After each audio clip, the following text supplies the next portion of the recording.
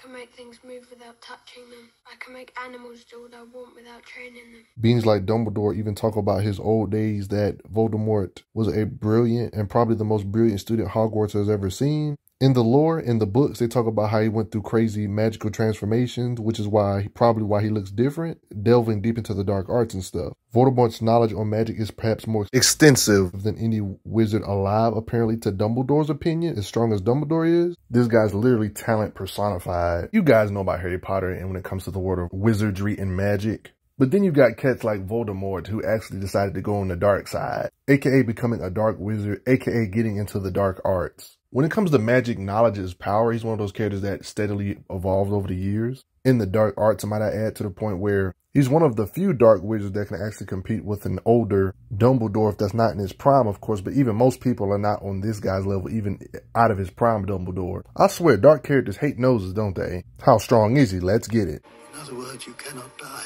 He's a being that split his soul into 7 pieces, aka his form of immortality, to where if one of his bodies does get destroyed, his soul will live on in something else to where he can possibly get revived later on. Why does the bad guys get the cool stuff? I mean, he made a hand for somebody that looked like liquid metal. His literal cloak is like a weapon. What kind of dark arts did this guy learn? Yeah, he can blast open doors. You guys know how Hogwarts has like this special shield around it where you can't just teleport in it if you're not welcome to the place. They shot all these blasts at it, and the Hogwarts shield was able to hold up to all of this, cracking it a little bit.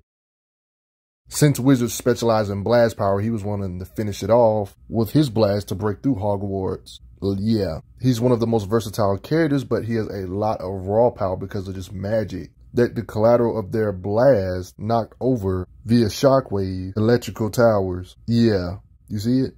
He has the blast to fight against Dumbledore himself to shatter all this glass, messing up all these elevators on purpose, then uses the glass as weapons themselves via wizardry, like on some telekinetic type stuff. Marble, we've seen him blast open and crack. Look at his blast doing this to this concrete, making explosions. He can use all kinds of elements, including fire, to make a fire avatar to fight for him that's a couple stories tall against Dumbledore. Stone he can blast through. Even shields that usually deflect spells, he can still blast you back and overpower your spells if you have enough raw force. Top tier wizards at the top of the food chain, he's even outsped and did this to his throat.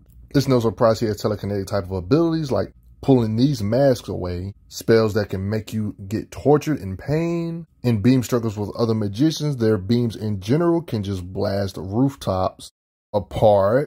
Clashing energy beams with Dumbledore, one of the top tier wizards of all time, their collateral breaks off piece of the environment just from them beam struggling as collateral, looking like lightning. It's already bad enough he can match Dumbledore, redirects it to breathe fire. Is it really a surprise he can use other elements like lightning to light up the entirety of the sky? Much lightning he can produce. Matching Dumbledore and it being able to knock down electrical towers makes sense for him being able to have the blast power to devastate an entire building, right? He definitely has the raw destructive power to mess up the support of a building to make it collapse. In newer movies, other wizard type magic characters can blast sides of mountains, something Voldemort should also be able to do, just a little piece of the mountain. I would even make the argument he could blast apart multiple city blocks, aka more than one building size stuff. Voldemort can crack bridges in two. You know he's scared when they don't want to say his name, and yes, they did split this bridge in half.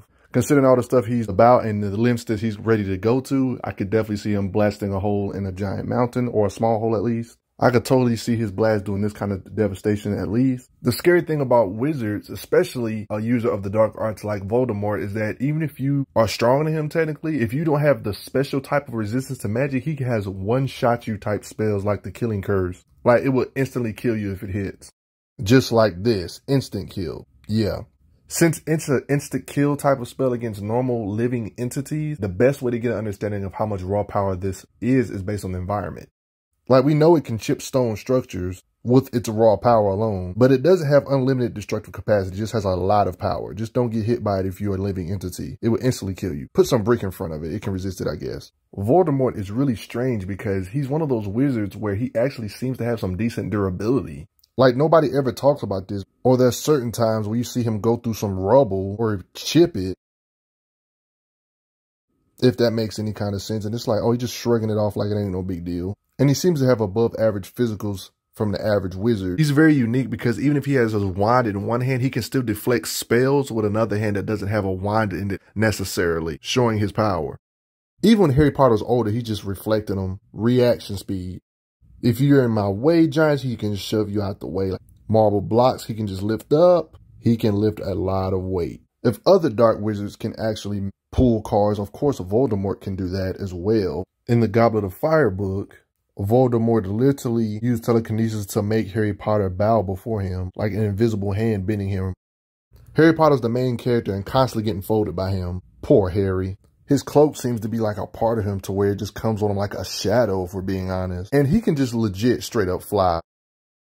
Like, what is this guy, Black Smoke or something? Like a straight up Logia? Bro be looking like he's untouchable like this or some crap. Respect his might. Do you think he's the mightiest wizard in the whole Harry Potter universe? Or do you think Dumbledore is? What do you think his max destructive capacity is? Let me know in the comments below. But before I get going, thanks for the donations, everybody. Respect Voldemort. I'm glad you are enjoying your time on the channel. Make sure you check out the playlist on the channel to see other How Strong videos. If you like what this channel is offering, make sure you hit that subscribe button, and I will see you guys later.